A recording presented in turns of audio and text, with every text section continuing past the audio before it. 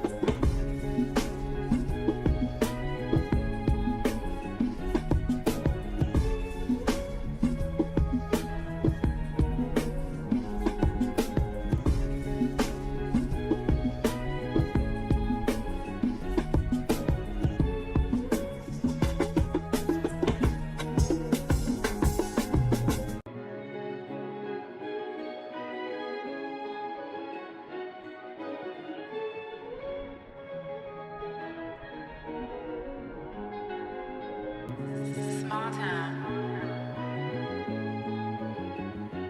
Damn, that's you strictly.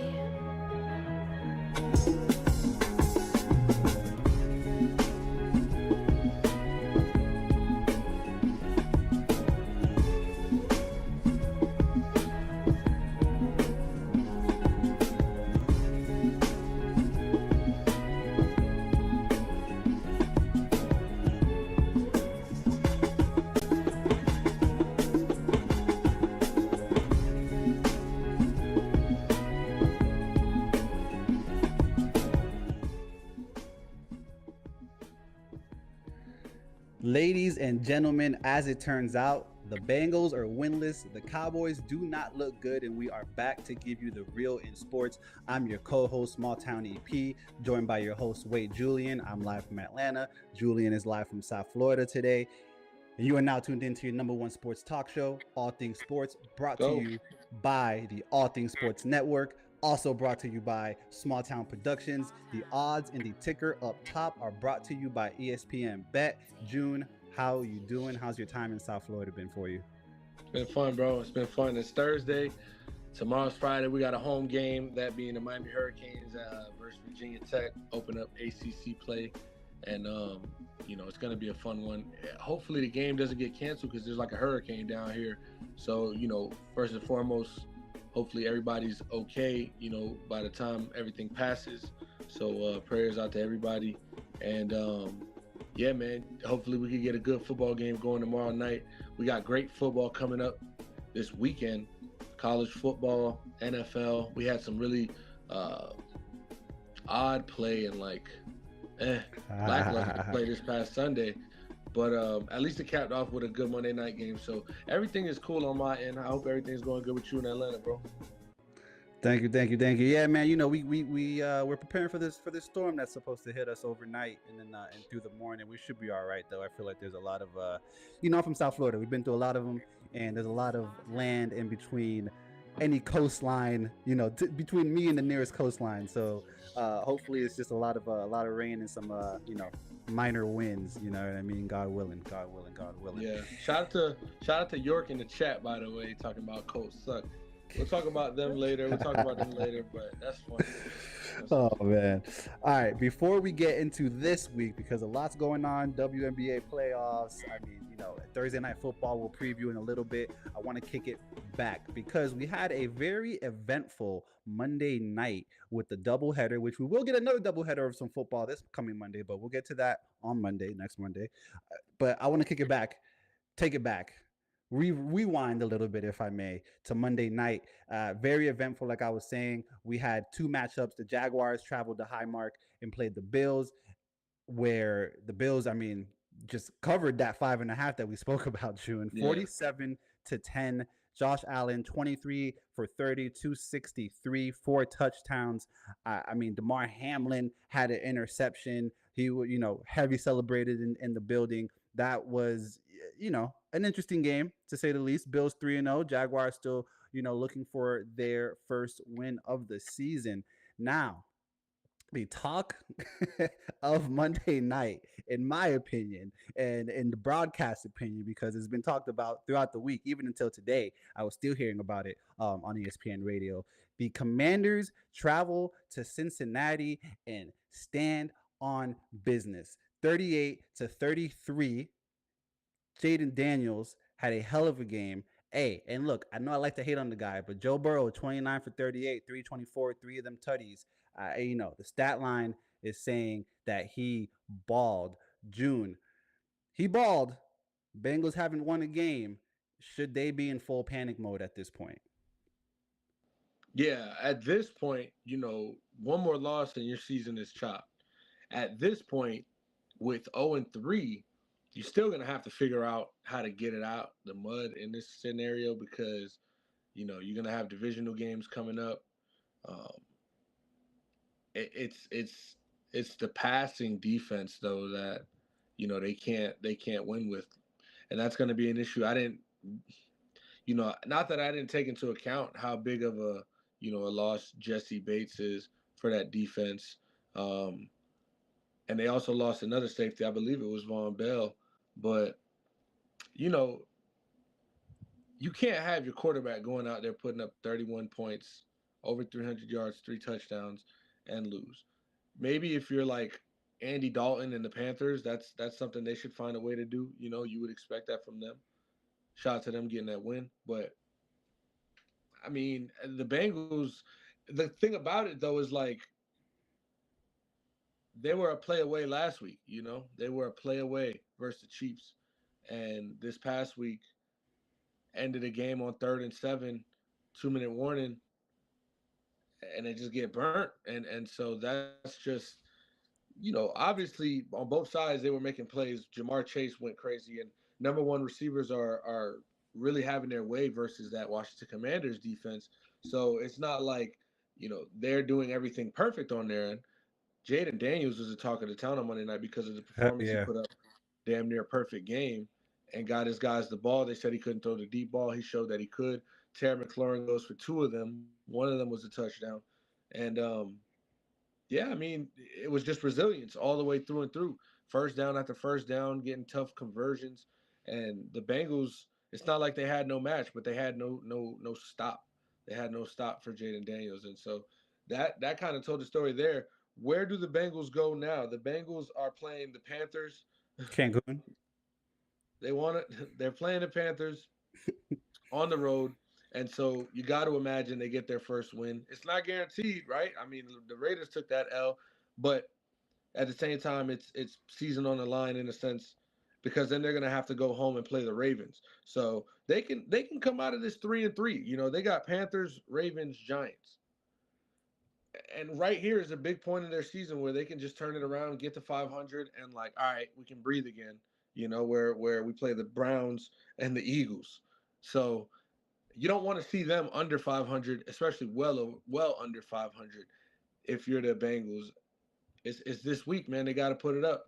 I tried to, say they were one of the top teams in the AFC North, and they're not showing it. I do think it's very early in the season, granted.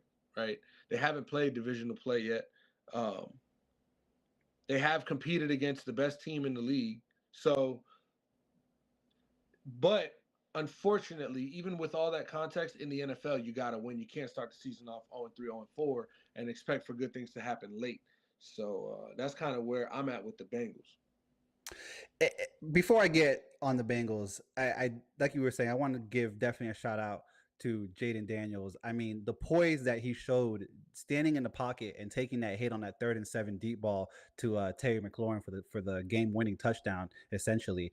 Like you don't see quarterbacks, especially rookie quarterbacks, that can just brace themselves for a hit, just toss a dime to their wide receiver in the end zone, front corner pylon. I mean, back corner pylon, nonetheless, like a straight dime, and to just kind of stand in the pocket and take that hit and deliver that touchdown.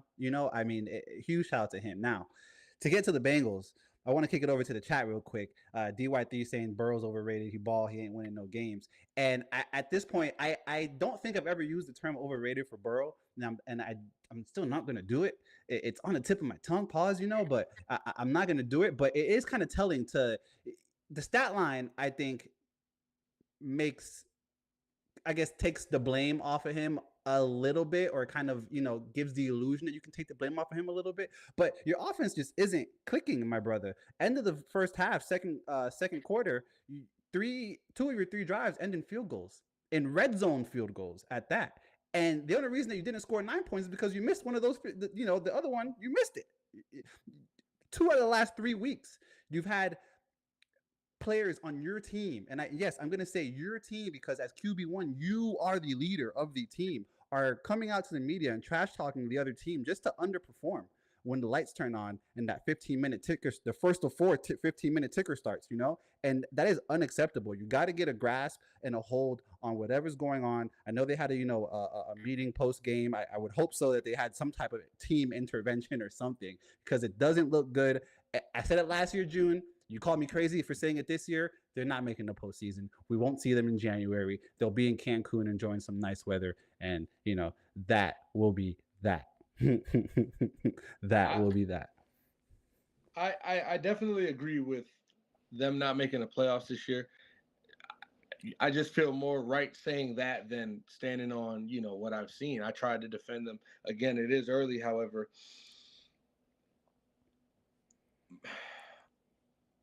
I'll put it like this. If I had to put my money on it, I would say they're not going to make the playoffs. But I do still think there's an avenue where through divisional play, they can find their way and make a name for themselves this year, because Joe Burrow is not the problem, and we've established that, right? So to his point, he's not winning games this year.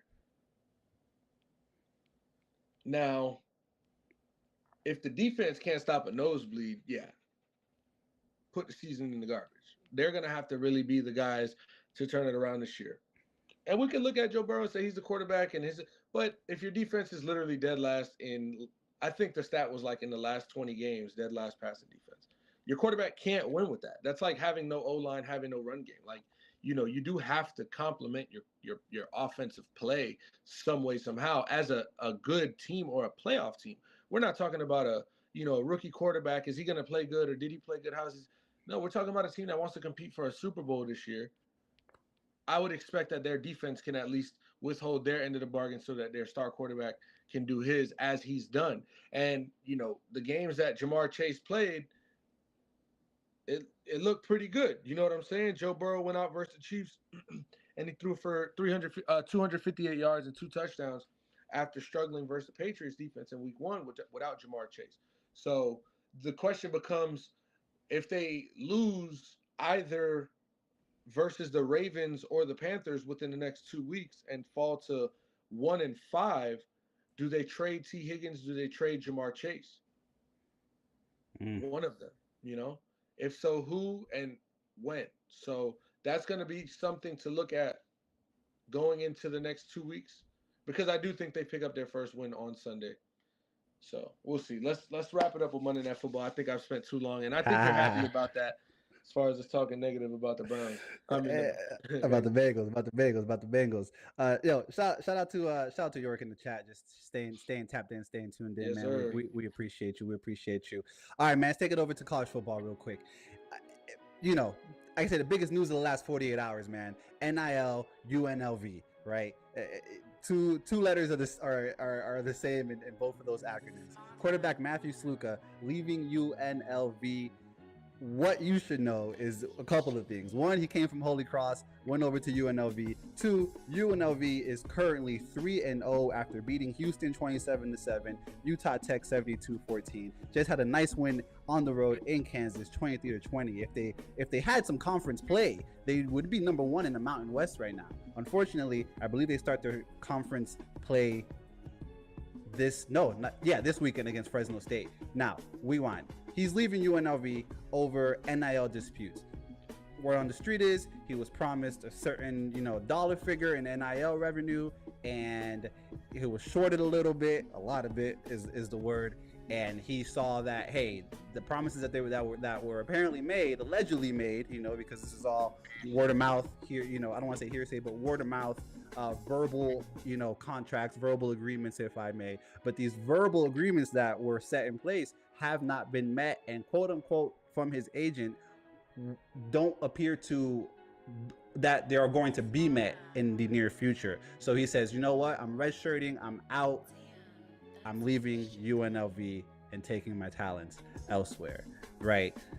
News comes out later on that day, the running back of UNLV does the same thing. And then if I'm not mistaken, this morning, another school, another player wants to redshirt and, leave the program that he's at. So June, my question is to you, is NIL ruining college football?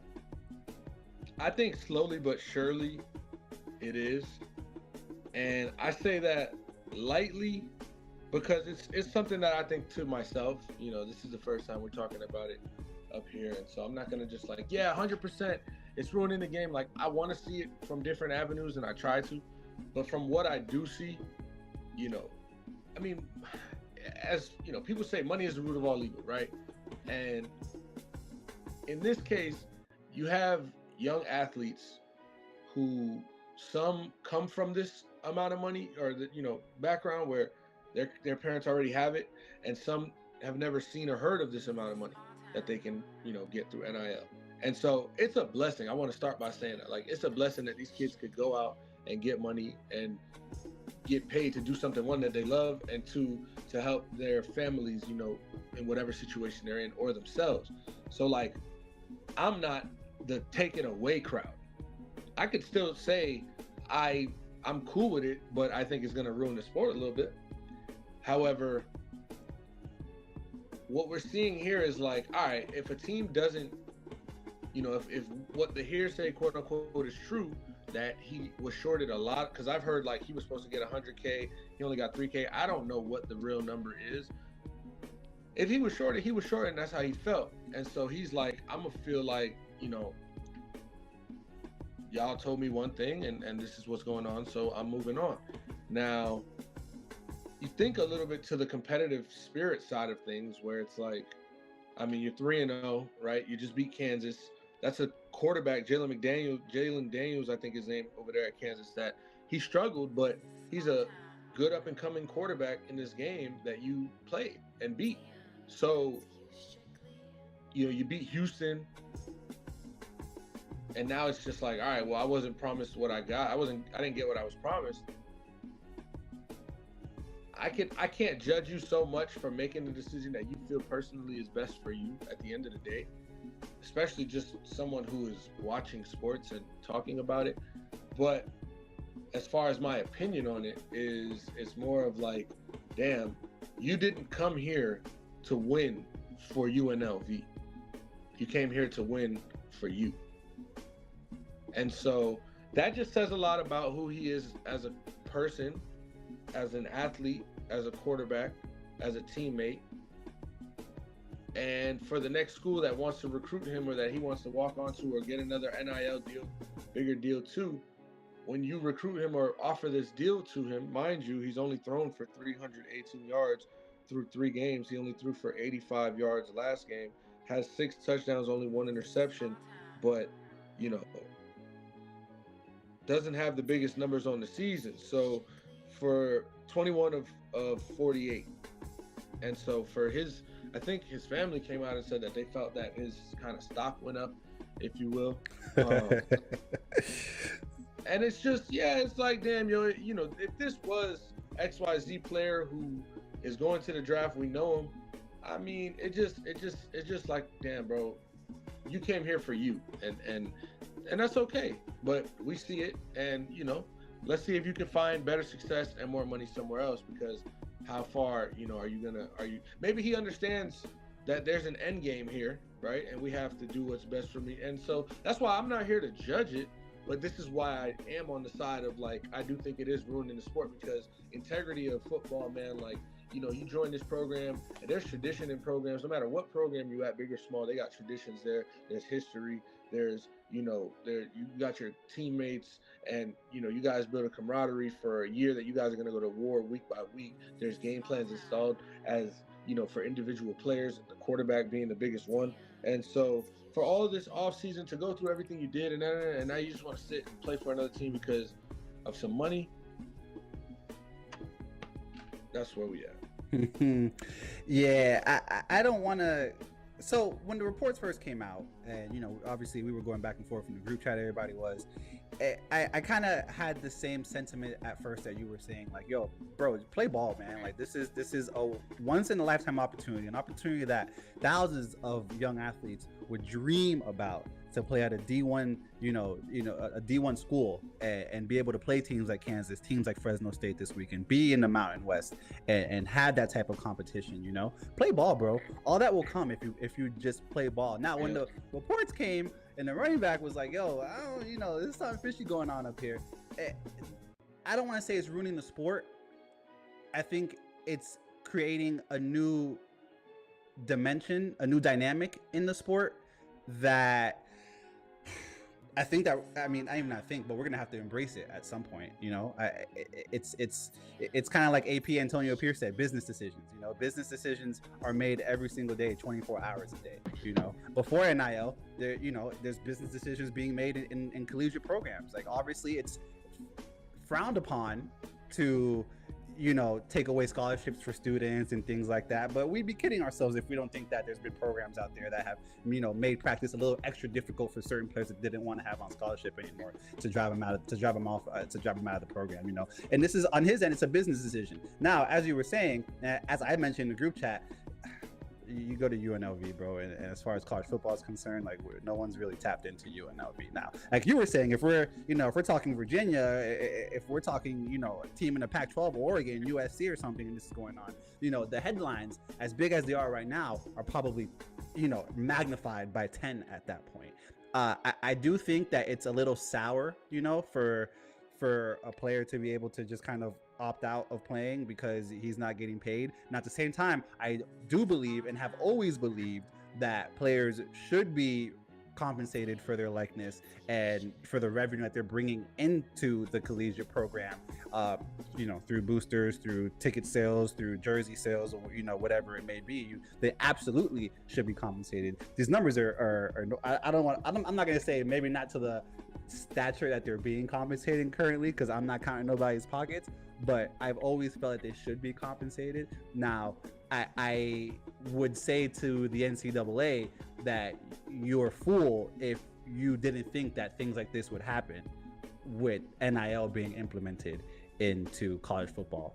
And that's kind of where I'm at with it, right? Like, you gotta be able to weigh pros and cons, when obviously it wasn't a decision that the NCAA necessarily made to implement NIL. It was, a bigger entity that said, hey, this has to happen because it's kind of happening regardless, and we've been punishing programs for it happening. So we might as well just get with the ball, get with the days, as they say, get with the program. No pun intended. But it's sour. It sucks. But like I said, it's a new dynamic that NIL has brought to collegiate sports. And as the good people Cam and May say, it is what it is. DY3 said, it's just like a job. Pay me for my work. You're making, profit off of me. At least let me eat a little. If I was paying you bad, you would. If I was paying you bad, you would cut me off. So what's the difference? And I get that, man. Like, I totally understand that it's now a job, right? So we have to look at it differently. However, it's just where we are in sports. It's kind of just my thoughts on where we are in sports. Like, I'm gonna accept it. I'm not here like protesting any NIL, but I'm not gonna just like act like I fully agree with all the terms and conditions with it. So that's more of the situation. No one's here to be a Joe Budden versus Lil Yachty. We're not here to be the old heads. Nah. Make your money, dog. But just keep playing ball. You know what I'm saying? Just if I could just keep seeing y'all play ball, make the money, man. Make the money. Don't let the money make you. Hey, there it is. Let's stay in college football. A lot of great top 25 matchups. And, we were kind of straying away a little bit from the Miami talk earlier on in the season, preseason, the first couple games, because we're a little superstitious. We don't want to get too ahead of ourselves. Not even superstitious, but we're a little more realistic. But hey, now we're top 10, baby. Number 7, and we got Virginia Tech in town this weekend. As you were saying, Hard Rock Stadium, Miami Gardens, Florida. The Hurricanes, 17.5-point favorites at home versus 2-2 Virginia Tech. Both teams opening conference play. June, too many points. What are you expecting out of this game? Not too many points, my boy. I think Talk that that fucking Miami, talk. yeah. Now Miami, first of all, first time in school program history that we score 40 points or more in the first 4 games of our season. Obviously, the Heisman Trophy candidate, maybe the leading Heisman Trophy candidate on our team, quarterback Cam Ward, having thrown for over 400 yards and 3 touchdowns in all these games, putting up 50 last week after a slow starting first half. You know, Isaiah Horton finding his way in this offense, Xavier Restrepo just being there every step of the way, and us finding a way to get going in the run game week by week with that O line we have. It's just we're playing with a big attitude, and forced turnovers on defense are helping us, get the ball back and change the game. So everything's clicking right now for the Hurricanes. Shout out to Coach Gigi. Shout out to Coach Dawson, Coach Cristobal. It's really rolling, and I just, I again, like you said, we didn't want to get our hopes up. We didn't want to do too much talking. The U is BACK. We didn't want to do all that, but it looked for real. And when you see a stat like having a quarterback to throw for 400 yards 4 straight weeks, and that never being the case at your school, it has to make you think. Okay, I mean, yeah, we play who's on the schedule. The schedule might be weak for the first few weeks. We still haven't had a quarterback to do this. We still have the weak schedule, right? But we still have never put up 40 or more points in 4 straight weeks to start a season. We're doing that this year. And so it's clearly night and day, different team. And so it leads me to believe we have a real potential. Shout out to Josh Pate. Josh Pate, he says, uh, this Miami Hurricane team is a very good SEC style ACC football team, or a real good SEC team in the ACC. And so, uh, for it to come all together this season has been beautiful. I look at the schedule and it's hard for me to find a game here that slows down Miami. I mean, we're gonna run through Virginia Tech. We're gonna run through Cal. You look at Louisville, right? That was kind of the game that I was thinking. All right, it might be a tough game. We're on the road at Louisville. Not sure if it's a day or night game. Might be a night game. But Louisville's a team that let Georgia Tech throw for 300 yards on them, right? I Facts. mean, we look at that, man, and it's all right, bro. Florida State, Duke, Georgia Tech, that same Georgia Tech team that's 3-2 right now. Wake Forest, and then Syracuse. I mean, we saw Syracuse. I thought that was going to be the one. They probably might. They had a chance that I thought they could go undefeated possibly this season, Syracuse. But if I'm not mistaken, they just took a loss to Stanford, and so we look like Stanford. Really, we wish Stanford was on our schedule. And by the way, just to correct you, RIP to Pac-12. You know what I'm saying? Teams like Oregon, Ohio State in that Big Ten. Obviously, Ohio State, but Facts. Oregon. Uh, so, and USC in that Big Ten. So, yeah, I think it's going to be a fun one Friday, tomorrow. Shouldn't be competitive. We're looking for Heisman candidacy, uppage. We're looking for stat paddings. We're looking Oh, for go get that ball. You know what I'm for saying? And sure. For sure. putting up another 40 ball on their ass. Covering that 17 and a half. So lock it in. 17 and a half is a lock. It was 17 last week or 17 and a half last week, I think, versus USF. Expect the same of what we had. We put up 50 on them boys after a slow starting first half. Yeah, man, it's just different days in Miami. And so I'm gonna talk my talk as we go, and I'm gonna always talk my shit for the Hurricanes, right? I was never this season going to talk about what we could do in the next 8 weeks, right? I'm not doing that here. I'm talking about week by week. Yeah, it's up. It's up for Virginia Tech right now. It's a sad day to be a Hokie. You got to go to Miami and lose. Yeah, absolutely. I'm looking forward to Cam Ward this weekend. I mean, Virginia Tech's defense has given up 160 yards per game through the air, and I mean Cam Ward, as we know, at least 300 every game. in the first 4 games. Every game, at least he's going for at least 300 and lead the nation with 14 touchdown throws right now. I mean, I don't know how else to put it, but this matchup, like you were saying, it's going to be a rout. It's going to be a rout. And I mean, even our defense to flip it to the other side of the ball.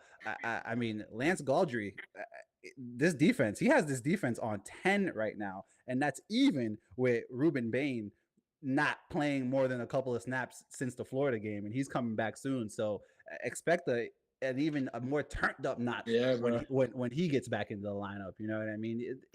Like you were saying, 17 and a half, not enough. It's gonna be a good night to be a Hurricane tomorrow evening, 7:30 p.m. Hard Rock Stadium, Miami Gardens, Florida. June. Number 20, Oklahoma State travels to Kansas State. Number 23, Kansas State. Both teams coming off of their first losses of the season. Kansas State getting routed by BYU 38-9. Oklahoma State losing 22-19 in a close one against Utah at home. Ooh, ooh, ooh, ooh. What is it? Kansas State -5 at the crib. June. Like I said, number 20, Oklahoma State, number 23, Kansas State. Whoever loses this game could find themselves out of the top 25. June, who do you think that might be this weekend?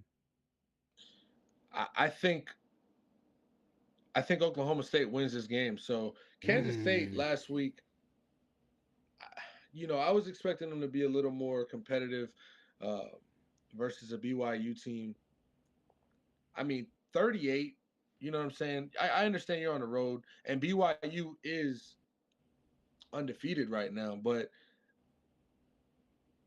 punt return, you're giving up highlight plays. Like it's one of those days. And so they showed no fight, little to no fight against BYU. And it leads me to believe that they're gonna have a tough time getting another win or a bounce back win against Oklahoma State, who I know is gonna come in after a loss, super prepared with, if not the best running back in the country, Ollie Gordon, a really good head coach in Mike Gundy, who will have his guys, ready. And again, like you said, they lost in a close one. They were battling all day over there, and so they just weren't able to come up with the win. Utah's a very good team. Also, Cam Rising, I think, got hurt in that game, but Utah is a real competitive team, and so I would expect that game to have been as competitive as it was.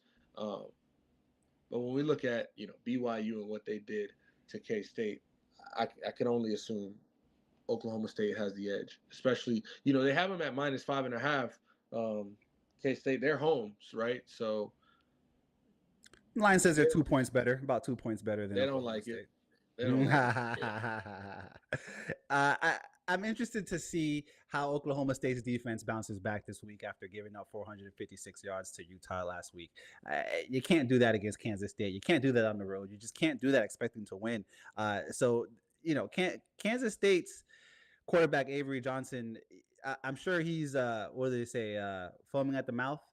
Just ready to get back on the field, ready to picking apart. I'm sure he's in the film room right now looking at things. I think he's gonna be a major factor if Kansas State is able to pull this off. I, you say Oklahoma State. I'm not gonna lie. I don't think Kansas State is gonna cover 5.5. I think it's gonna be a much closer game than that. But I do think Kansas State bounces back after getting routed by BYU last week, and they probably win this game by about 3 points, if you ask me. Wow. I mean, I think if you ask me, Kansas State has to run the ball really well this week if they want to win the game. They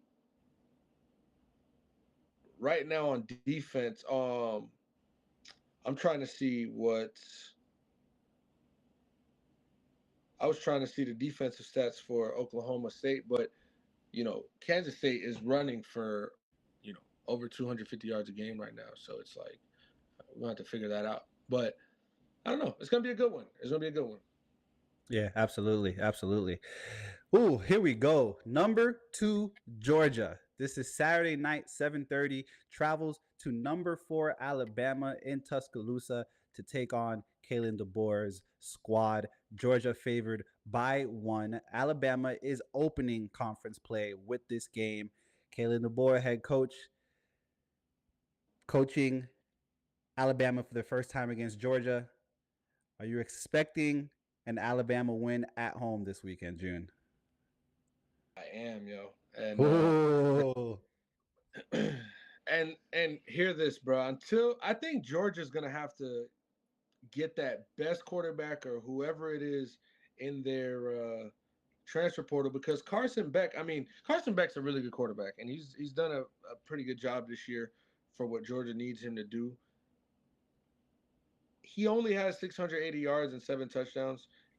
Granted, he's not turning the ball over, but he's not doing anything spectacular either. His longest play is a 50-yard pass, and Georgia's defense, they live by it and die by it. Jalen Milroe is a true Heisman candidate. Jalen Milroe is a absolutely. guy who can, do it on the ground. He can pass the ball and make highlight plays. With Kalen DeBoer being the new head coach at Alabama, Kirby Smart having the run he's had at Georgia, and the expansion of this 12-team playoff, look for Alabama to kind of be that best team in the SEC along with Texas, who I think if Quinn Ewers can get back to health and Arch Manning can keep them in the win columns, Texas and Bama are the two best teams, and Georgia comes after. And Oh, to me, it sounds crazy even saying it, but the offense is there as well. And you got to score. And we saw this Georgia team struggle a couple times this season. One being versus Kentucky, or no, just being versus Kentucky. They did do Clemson in week at ACC at Clemson. They did do Tennessee Tech week at Tennessee Tech. Gave them a check. But Kentucky was their opening to their SEC play, right? And where shit gets yep. real. And they struggled. They won by 1 point. They scored, I think, one touchdown all game. And so they got Alabama, Auburn, Mississippi State, and then Texas. I think Alabama defends Bryant Denny and just simply outscores a great Georgia team. A great Georgia team. I want to make that clear that I understand Georgia's still the team to beat right now. But as things play out and the season goes, I think we'll see Texas and Alabama unravel to be better teams than Georgia this season. And maybe one of them will be representing the SEC for that national title. Yeah, I gotta say, I agree, man. Jalen Milroe, kick and ball, kick and hoop, and I'm familiar with the man's game. I do wholeheartedly believe that Alabama does win this game, like you were saying, does defend Bryant Denny to a T. I mean, the line's 1 point, so I mean, who cares about the points? You take the money line on either side if you want to really play this game, in my opinion. But I do think this is an Alabama win. DeBoer was just in the national championship a couple months ago. You know what I mean? And I think that he takes that experience and he takes that talent over to Bama as he has been doing, obviously, so far this season, and just continues success. And like you were saying, Georgia's a great team. I was in the city. I was around the corner from Mercedes Benz, walking up to a concert at State Farm when they lost that game, and the streets were silent. Silent. I said on the pod, I saw a grown man Yeah, I remember. walking with a wrestling championship belt that had a Georgia Bulldog on it, getting dragged on the ground like a binky. I don't even think he wanted to hold it anymore, but it might have been like a prized possession or something. But I do think that Alabama, I don't want to say exposes Georgia. I think it's going to be a good game. It's a Bama money line, but money line play for me. Money line play for me. A lot of other exciting games this weekend, man. You mentioned number one Texas. They are at home against Mississippi State. Ohio State on the road at Michigan State. I mean, Clemson at home against Stanford. You got any other games that you are excited for this weekend, man? Now I think and Bama. My attention will be tied there, and I'll be interested to see what Kansas State and and that game looks like. But I'm really focused on just week by week this Hurricanes team getting another win, and Cam Ward keep painting that Heisman Trophy candidacy. Hey, real quick before we get to this Thursday night preview because kickoff is in 3 minutes. Sunday night, 7:30 p.m. Number 19 Illinois travels to Penn State. Penn State, number 9 Penn State's favorite. gonna mop them. Ooh, 19 and a half. 19 and a half points is the Yeah, line. yeah, yeah, yeah, yeah, yeah. They just put up, bro. We'll look at their stats after the game. They just put up franchise or program breaking record. They put up like 60 points and fucking 580 or 680 yards or some crazy shit. Yeah, 56-0 against Kent State. Total yards. Not to be confused with Kentucky State. That's Kent State. Because I did that a couple times early on in my college basketball Deggin days, as they say. All right, like I was saying, Thursday Night Football does kick off in 120 seconds.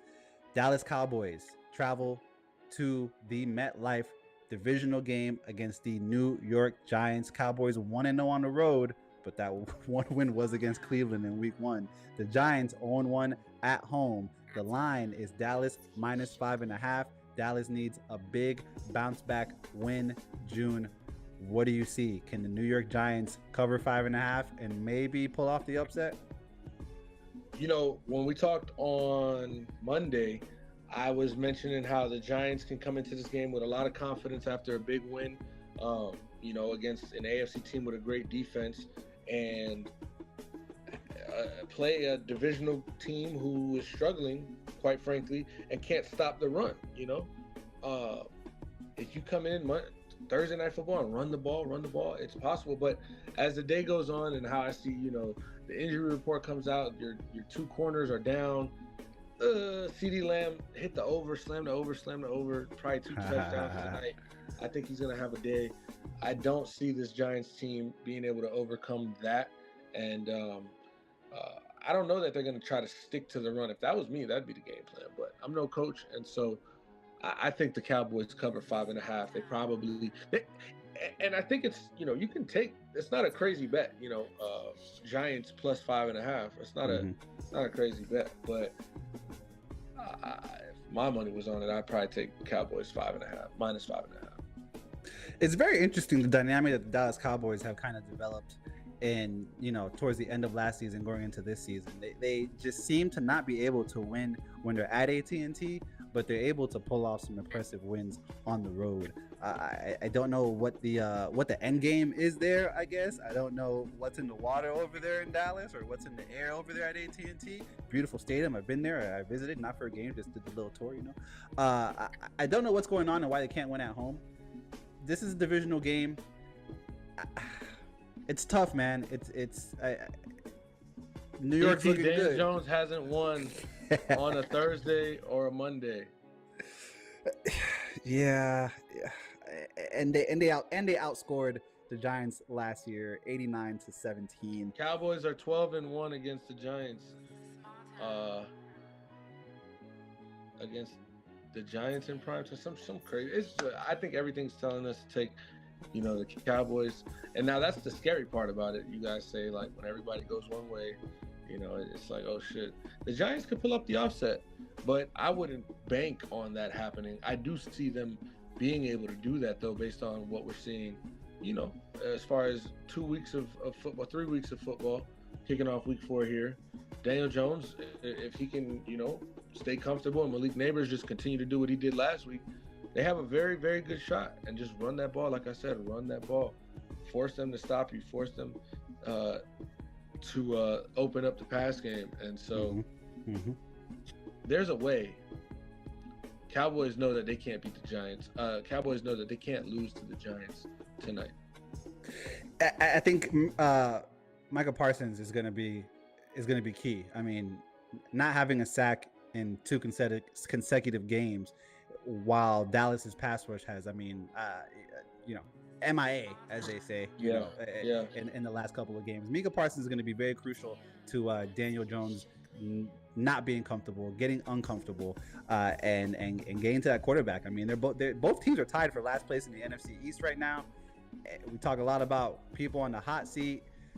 Jerry Jones is taking the blame now these days for losses, which is, I mean, to me, that's kind of unheard of. Jerry Jones taking blame is kind of crazy. We'll see. I actually want to see an upset. I love the underdog, you know, stories, but I do think that the $60 million man in Dak Prescott comes out.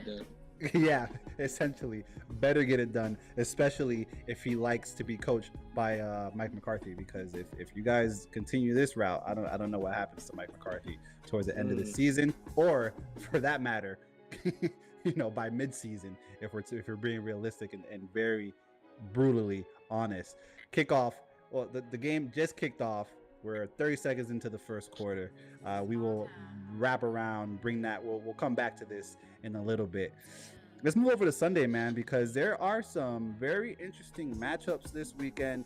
And I forgot, we've talked about on the last pod. I didn't say I forgot, but we talked about on the last pod. I didn't realize it's hate week in Atlanta. The Saints are coming to town. They are at Mercedes-Benz Dome. They are 1-0 on the road. The Falcons are 0-2 at home, and the line is Atlanta -2.5. As we know, home team gets 3 points automatically. So Vegas is saying the Saints have a good shot at moving up to 3-1 and handing the Falcons their third loss. June, how do you feel about this matchup? I do want to acknowledge York in the chat for a funny comment, which I will not repeat, but it was a funny comment. Good game here, man. What a good game we got right now. Saints really wanted to win that game versus the Eagles on Sunday, and Saquon Barkley got loose. They couldn't do anything against that defense. I mean, Jalen Carter had probably his best game ever, and shit, they're not going to play Jalen Carter in that Eagles defense again. I mean, the Falcons defense, though, is no schmudge, right? Patrick Mahomes was struggling, almost threw 2 interceptions, had that one. Travis Kelce wasn't able to find a way, but and which they lost that game. So based on what I've seen for 2 weeks or 3 weeks, I would have to lean with the Saints and trust that their offense will figure it back out. Dennis Allen will have them guys ready. But the Falcons being at home, being that this is like, a new chapter to this rivalry, it seems, this is a big game for them, right? And they're going to come out and act like it. So, man, you ask me, home field advantage. Home field advantage. Let's go Falcons. I'll flip. Cool. Okay then. I like that. They got to win, man. 1-2 on the season. I mean, it's tough for me, man. Derek Carr this season, we see spurts, little moments of 2015 Derek Carr where he's giving Kansas City a run for their money, with Alex Smith and company, and then we see plays like him trying to force a ball down to Chris Olave for an interception when you didn't really need to do all of that, bro. Like you're way smarter than that. It's like Dame Dash once said, "You're either really dumb or you made a bad decision." I know you're not really dumb, my guy. It's tough, man. I think Atlanta's just, the record might not say it, but I think Atlanta is slightly a better put together team, and with Kirk Cousins being under helm, I think they have their backs to the wall at this point. And I always say, you don't want to test a man when they have their back to the wall. And I think that's where Atlanta finds himself right now. And I do think that Atlanta pulls off this victory. The 2.5 point line, Vegas likes to play mind games. The 2.5 point line is very telling. It's very alarming. Because I always say, home team gets 3 points off top, off rip, don't matter. So you're saying that the Saints are about half a point better than Atlanta right now, which I could see based on recent results. But I do think that Atlanta is a slightly, like I said, better put together team at this point in the season. So yeah, I would take Atlanta money line and sweat it out, because it's a divisional game, and it's going to be a sweat T1. June, let's keep it in divisional matchups, and we'll take it over to Lambeau Field, where the Vikings are in town. The 3-0 Vikings versus the 2-1 Packers. Sam Darnold seems to be getting the job done this year. Through 3 weeks, 657 yards, 8 touchdowns, 2 interceptions. We know that Jordan Love will not be playing this week. June, do the Vikings continue this run with Jay Jettas and move to 4-0? They will, bro. I'm excited to see Jettas versus Jair Alexander. That Packers defense, held the Colts to 10 points, but we saw them play a dynamic offense like Philadelphia, and they put up 34 on them in the season opener. They play a bad team, and Titans only score 14, but we know the Vikings are a good team, and so if history tells it, they got a good chance to score a lot of points on them. And what Sam Darnold has been able to do this year so far, I mean, He's thrown for 657 yards, 8 touchdowns, only 2 interceptions. He's leading the league in touchdowns. I'm excited because Malik Willis, is going to have a chance to really, really just continue to show what he can do for this team. Meanwhile, Jordan Love rehabs that injury, and he's done a pretty good job. I think Minnesota might be a little overwhelming what they've done defensively. Each team has spoken about it post game. The reporters and analysts are talking about it each game. The quarterback is talking to Brian Flores after the game, or Stephon Diggs is talking to him like, "Yo, stop running cover zero," and it's really messing these guys' heads up. So they're doing something right. And shout out to Coach Flores. I think that a rookie or second year quarterback in Malik Willis is going to really struggle on Sunday at home against a tough divisional opponent in that defense. Yeah, whatever Brian Flores is putting in these Viking cereal, these defensive linemen and the secondary cereal. I mean, continue to do it because I mean we spoke about Brock Purdy giving them the compliment after the game 2 weeks ago, saying whatever you're skiing, whatever you were doing today, it was confusing. Stephon Diggs did the same thing. Hell out of me. You know what I mean? So shout out to Brian Flores. I don't see Willis being able to just be comfortable, like you were saying, in against this Vikings defense. It's going to be very uncomfortable, and the Vikings will move to 4-0 on the season, 2-0 on the road, which is very impressive. I mean, I will say that Xavier McKinney for the Packers, he's going to have a hell of a game as well for them to pull this game off. I don't see them doing it, but he'll have to. And controlling the clock is going to be essential. So Aaron Jones for the Vikings, he's going to, he's going to be working this weekend for sure. He's going to be working. The Vikings will be the only team this week to move on to 4-0 and remain undefeated. Ooh, Vikings +3 then, June. That would be your pick because you got some insurance there with the win or not lose by more than 3 points. Vikings +3 looks good to you? Yeah.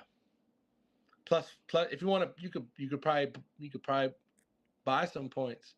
Yeah, 3.5. Not buy some points. Not buy some points. You could probably give up. I don't know how that works. If you want to be like, man, you can give them some more, man.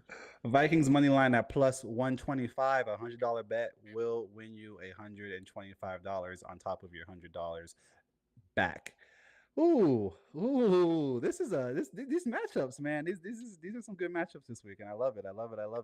I want to take it over to Lucas Oil for you, June.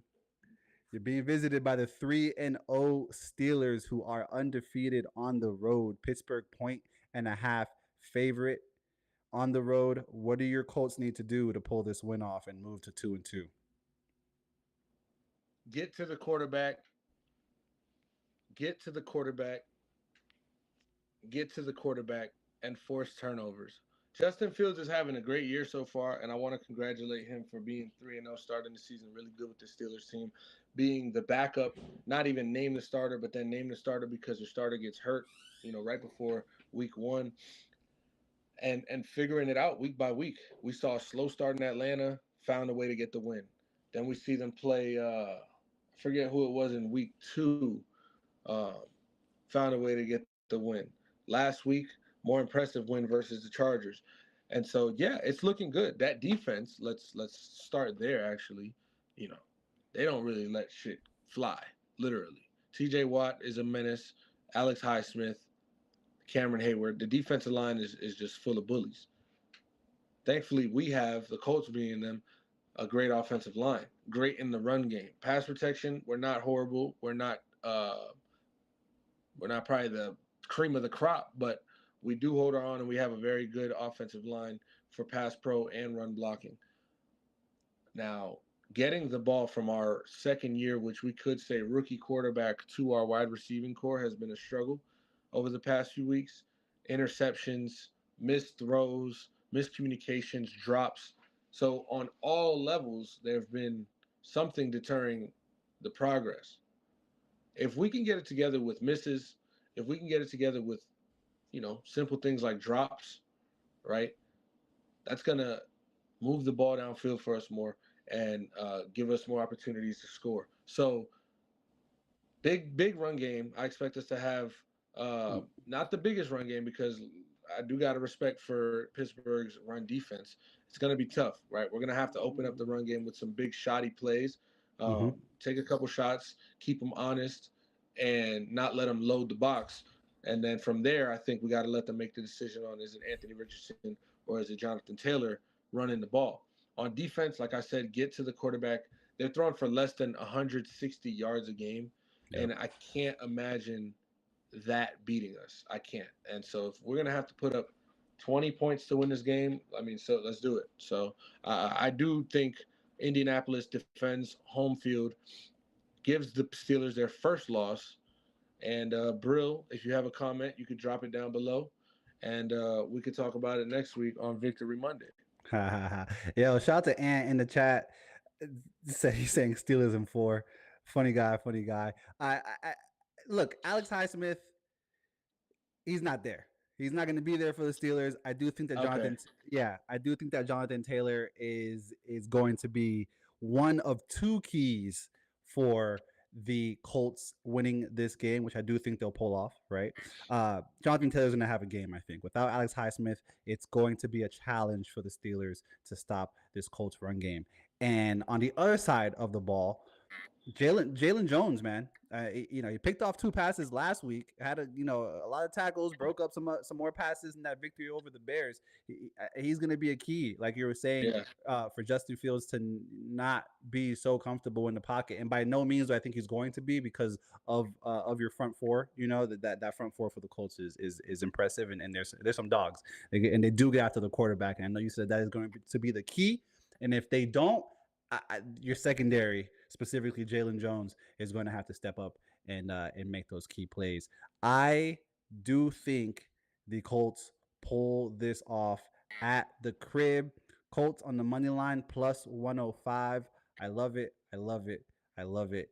This is going to be a dog fight at Lucas Oil this weekend, and I'm excited to watch. 1 p.m. Sunday Eastern Standard Time, Lucas Oil Stadium. It's going to be a hell of a game. It's going to be a hell of a game. All right, so we just spoke about one team that's undefeated that you said not going to win. Let's go to another one. Let's travel over to SoFi. The Chiefs from Atlanta straight to LA, playing the Chargers. I sometimes forget the Chiefs are in the league, I guess. That's the only other one. All right, the Chiefs will be the no Justin Herbert having Chargers. Yes. Hey, you just said that Vikings are going to be the only team that stays undefeated. I forgot the Chiefs, I wasn't even taking them into account, to be honest. Okay. See, that's why I chuckled when you said that, because I was like, damn, you really gonna I totally disregarded Kansas City. Just do them in like that. All right, yeah. I do think that if Justin Herbert was in this game, it'd be a different story. I think the Justin Herbert and Harbaugh combination is lethal, but they gotta get him back. Chiefs favored on the road by a whole touchdown. June, enough points, too many points, close game, divisional game at that. Another divisional game we're talking about. How you feel about this? Who's their backup? Is it still like Easton Stick? I mean, I don't know who's starting for them right now. Actually, that's a great question. I couldn't tell you, but I could. Is Taylor Heineke not playing? Heineke. Yeah, Heineke. Yeah. I was like, is he not playing? Tyler Heineke. Right. Give me a break. Chiefs by 2 touchdowns. Jeez. All right, cool. You know what? I didn't really want to talk about the Eagles, but since this is a wild card, this is a big game here. Yeah, this is a big game. We touched on it briefly in the last pod. The 2-1 Eagles travel to Raymond Jones Stadium to take on the 2-1 Buccaneers, and like I just mentioned, a wild card rematch that the Buccaneers did pull off last season. Philly favored by 2 points on the road. The Buccaneers just came off of that embarrassing loss. What do the Buccaneers need to do to win again against the Eagles, June? I think they need to force turnovers. Jalen Hurts is showing that, unfortunately, even though he is I think, quarterback with the most all-purpose yards in the league, he also has the most turnovers. And if you can, he's giving them out. So find it and then turn that into scores. So scoring off turnovers, because I do think the Tampa Bay Bucks defense will get one. No Devontae Smith, uh, no AJ Brown, right? So you figure you gotta listen, contain Saquon Barkley, make them as one dimensional as possible. Don't let them get any Dallas Goddard going, and you should be fine. You should be fine. Play with pride too, understanding that this is a team that you beat the brakes off of the last time you played them here in the same stadium, and they're gonna know they got that energy to make that look otherwise. However, they're missing two of their best players on offense, so uh, have that in your mind, and I think that Tampa Bay should be able to come out here and win this game again. Ooh, yeah, you know me, man. I am very fond of the Bake Show, right? God, but just that loss last weekend, it's just like, ugh. And granted, that team that they lost to didn't have any wins, so they needed to get a win. There's not many teams that just Yeah, it go was 0 bad. at It was a 16. bad. But that was a bad loss, and I think that this is another team in Tampa Bay that has their back against the wall at this point. I know that's kind of it's almost a stretch to say because both these teams are 2-1 and Tampa Bay is 1-1 at home. But I think this game is big enough to where Tampa Bay should feel as if their backs are against the wall, especially being underdogs at home. That has to sting a little bit, especially after beating this team in the playoffs last year. I'm sure it stings a little more. It's gonna be a dogfight in Tampa this weekend, and oh God, dare I say that the Buccaneers pull off the upset at home? I will, and I'm going to dare to say it. Buccaneers money line, take it to the bank. I'll see you there. I'll see you there. I'll see you there. All right. We'll take it over to the MLB and the Diamond right now. A lot of cool things happening. The Padres clinched the playoffs this week with a triple play, which I love seeing because you don't see them very often. It's a handful, if that, every season. So they clinched the playoffs doing that. And if I'm not mistaken, they won last night again against the Dodgers. Tatis tied it up on a home run. I think they won an extra. Yeah, exactly. So I mean, this wild card race right now is getting pretty scary, as they say. The Braves a game back of Arizona and New York. They won game 1 against the Mets yesterday. Tonight's game has been postponed, obviously, with the storm that we are set to receive this evening through the morning. So they will play Saturday. I'm not sure if it's a doubleheader. I don't think it is. I hope the MLB wouldn't do that with what's on the line and make them play 2 games in one day. That'd be kind of rude. The Mets and the Braves. Yes. Yeah, they're gonna do a doubleheader on Monday, I believe. Oh. Yeah, bro, for the playoffs, bro. Oh. Whew, the hunt for October, and October's 5 days away, as they say. So it's coming down to the wire with the Braves. I mean, it's the Braves in the NL fighting for a spot. Mets, Diamondbacks, Braves, and then the AL. Minnesota 2.5 games back of Detroit and Kansas City. I don't see Minnesota catching up at this point. Interesting, like I said in the last part, we're going to see Detroit in the playoffs this year. In Kansas City, I called Bobby Witt Jr. for the home run derby, and he lost by a couple of inches. Pause. I think Kansas City is a sleeper team in the American League, an absolute sleeper team. But, in other news, June, we do have Sunday night football that I want to mention real quick. We'll get into it on Sunday's episode, Sunday evening's episode. But Bills, Ravens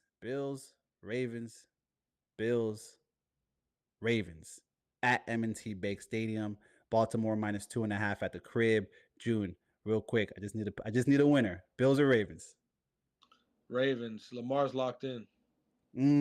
Lock in, tap in. Flock, we see you. We see Buffalo you. ain't going 4-0.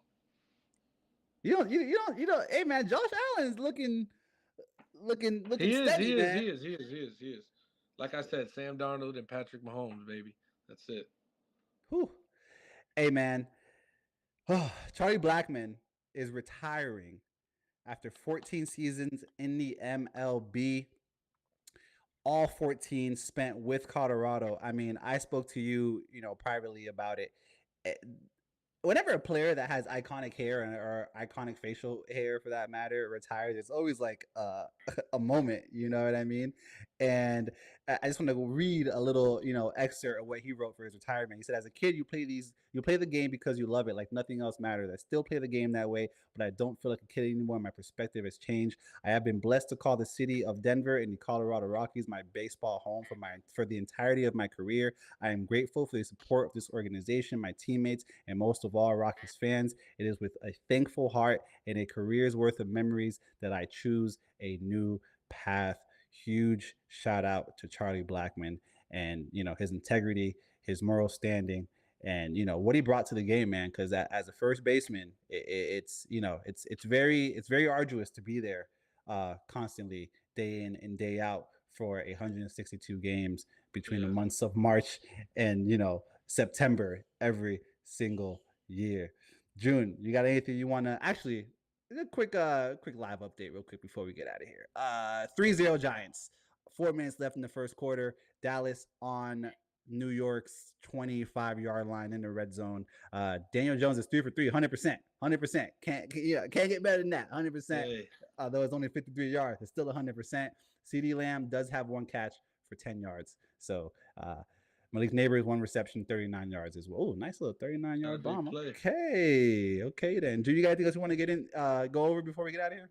Nah, just piggybacking off the Charlie Blackmon retirement though. Shout out to him, what a great career he had, and I think it was really dope that Nolan Arenado, a teammate he had for 8 years in Colorado, was able to go to his retirement press conference, because the Cardinals were in Colorado for the series, so it kind of just worked out that way, and that's got to be special. So shout out to him. Shout out to y'all for listening. I'm trying to watch the rest of this Thursday night football. Yeah, absolutely. Game. Hey, shout out to the A's for having a sold-out crowd for the first time all year. Yeah, whatever. Who cares? Ladies and gentlemen, boys and girls, children of all ages, as we cross this hour 6 mark, this has been your Thursday night All Things Sports podcast on the All Things Sports Network, brought to you by Small Town Productions. Odds in the ticker up top, brought to you by ESPN Bet. If you tapped in on the live, everybody that did tap in on the live, we appreciate you so much. You could have been anywhere in the world, including watching this Thursday night football game, but you're here with us. Now we about to go